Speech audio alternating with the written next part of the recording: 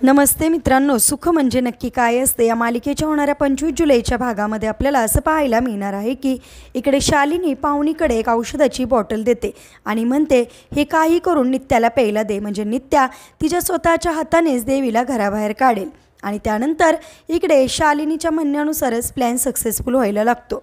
नित्या आणि आधिराजचं दोघांचं सुद्धा जागरण असतं, देवीचं छान जागर चाललेलं असतं।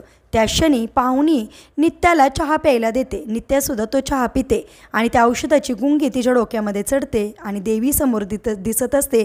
त्या देवीकडं तिचं आपोआपच चालल्या जाते। तर इकडे सगळं काही आधिराज पाहत असतो आणि अचानक आधिराजला आधीचा जन्म आठवायला लागतो।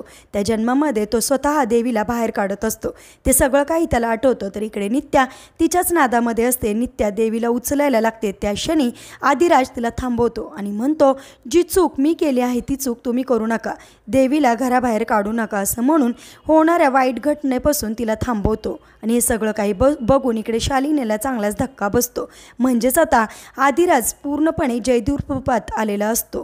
हे सगळं काही पाहून शालिनीचे चांगलेच 12 वाजलेले असतात।